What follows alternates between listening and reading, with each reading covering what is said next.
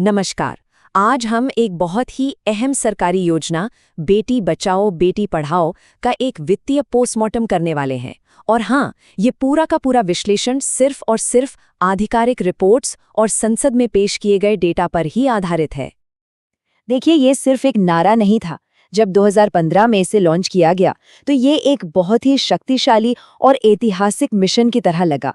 एक ऐसी उम्मीद जिसने वाकई पूरे देश का ध्यान अपनी ओर खींच लिया था। वादा तो बहुत बड़ा था, एक क्रांति लाने जैसा। पर आज हम जो सवाल पूछने जा रहे हैं वो बड़ा सीधा और जरूरी है। इस योजना के लिए जो पैसा जारी हुआ वो आखिर खर्च कहाँ हुआ? और यकीन मानिए, जो आंकड़े सामने आए हैं वो शायद आपको चौंका सकते हैं। तो चलिए कहानी की शुरुआत से शुरू करते हैं। साल था 2015, जगह थी हरियाणा का पानीपत। प्रधानमंत्री नरेंद्र मोदी ने बड़े जोर शोर से इस योजना की शुरुआत की। माहौल पूरी तरह से उम्मीदों से भरा हुआ था। इस स्कीम का मकसद बिल्कुल साफ था। पहला, लड़कियों की घटती संख्या को रोकना, और दूसरा, उनकी पढ़ाई लिखाई को बढ़ावा देना। सबको यही लगा कि अब बेटियों के लिए स्कूल अच्छे होंगे, उन्हें बेहतर स्वास्थ्य सेवाएं मिलेंगी और उनकी सुरक्षा पर पैसा खर्च होगा। उम्मीद तो यही थी। अच्छा, अब आते हैं इस विश्लेषण के सबसे हैरान कर देने वाले हिस्से पर। और ये बात मैं फिर से साफ कर दूं, ये जानकारी किसी अटकल पर नहीं, बल्कि सीधे एक संसदीय रिपोर्ट पर आधारित है। तो ये रही वो तस्वीर जो अपने आप में पूरी कहानी बयां कर देती है। 2016 से 2019 के बीच इस योजना के कुल फंड का लगभग 79% हिस्सा लड़कियों की शिक्षा, स्वास्थ्य या सुरक्षा पर नहीं, बल्कि सिर्फ और सिर्फ विज्ञापन और मीडिया प्रचार पर खर्च कर दिया गया। अगर इसे आंकड़ों में देखें तो उस दौरान जारी हुए कुल 440 करोड़ 72 रुपए में से करीब 350 करोड़ रुपए सिर्फ मीडिया एडवोकेसी पर चले गए। आप सोच सकते हैं ये कितनी बड़ी रकम है, वो भी सिर्फ प्रचार के लिए। चलिए इससे और भी आसान भाषा में समझते हैं। मतलब ये कि सरकार ने अगर 100 रुपए खर्च किए तो उसमें से लगभग 80 रुपए सिर्फ ये बताने में लगा दिए कि हम बेटियों के लिए काम कर रहे हैं, और जो असल काम होना था उसके लिए बचे सिर्फ 20 रुपए। और ये बात मैं बार बार इसलिए दोहरा रहा हूं क्योंकि ये जरूरी है। ये डेटा हमारा नहीं है। ये जानकारी महिला अधिकारिता पर बनी संसदीय समिति की उस रिपोर्ट से है जिसे 2021 में लोकसभा में पेश किया गया था। ये एक सरकारी दस्तावेज है। तो सवाल उठता है कि फंड के इस तरह से बंटवारे के लिए आखिर जिम्मेदार कौन था?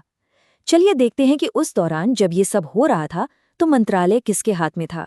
ये जो 2016 से 2019 का दौर था, यही वो समय था जब विज्ञापनों पर सबसे ज्यादा खर्च हुआ। उस वक्त महिला एवं बाल विकास मंत्रालय का जिम्मा मेनका गांधी के पास था। 2019 के बाद स्मृति ईरानी ने ये मंत्रालय संभाला। कहानी सिर्फ संसदीय समिति की रिपोर्ट पर ही नहीं रुकती।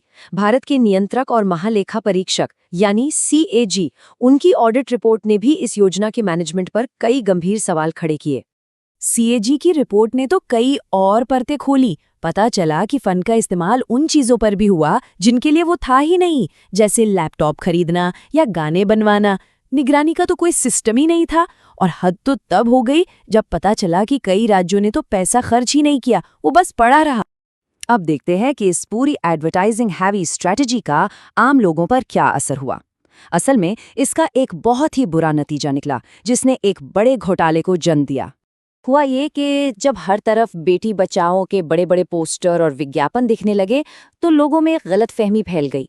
ज्यादातर लोगों को ये लगने लगा कि सरकार इस स्कीम के तहत सीधे उनके बैंक अकाउंट में पैसा डालेगी। और बस इसी कंफ्यूजन का फायदा उठाया धोखेबाजों ने।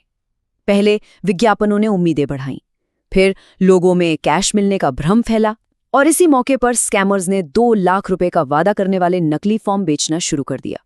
नतीजा, हजारों गरीब परिवारों ने अपनी मेहनत की कमाई इन झूठे वादों के चक्कर में गंवा दी।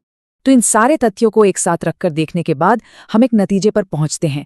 हमें इस योजना के पावरफुल नारे और उसकी जमीनी हकीकत के बीच का जो बड़ा फासला है उसे समझना होगा। देखिए, एक तरफ तो एक बहुत ही शानदार, प्रेरणा देने वाला नारा था, और दूसरी तरफ एक ऐसी सच्चाई थी जहां 80% पैसा विज्ञापन पर चला गया। योजना अपने असल लाभार्थियों तक पहुंच ही नहीं पाई और जमीनी स्तर पर निगरानी की भारी कमी थी। तो सवाल ये है कि इस खर्च की रणनीति से असल में फ़ायदा किसे हुआ?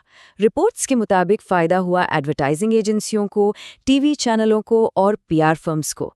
और नुकसान में कौन रहा? वो लड़कियां जिन्हें स्कूलों में टॉयलेट जैसी सुविधाओं की ज़रूरत थी, वो गरीब परिवार जो ठगी का शिकार हुए, और हम और आप जैसे टैक्स पेयर्स जिनके पैसे का सही इस्तेमाल नहीं हो पाया। और आखिर में ये एक बड़ा सवाल हमारे सामने खड़ा होता है कि जब एक बेहतरीन नारे और उसके ज़मीनी नतीजों में इतना बड़ा अंतर हो, तो एक सरकारी योजना की असली कीमत क्या होती है? और ये हमें पब्लिक पॉलिसी और सरकार की जवाबदेही के बारे में क्या सिखाता है?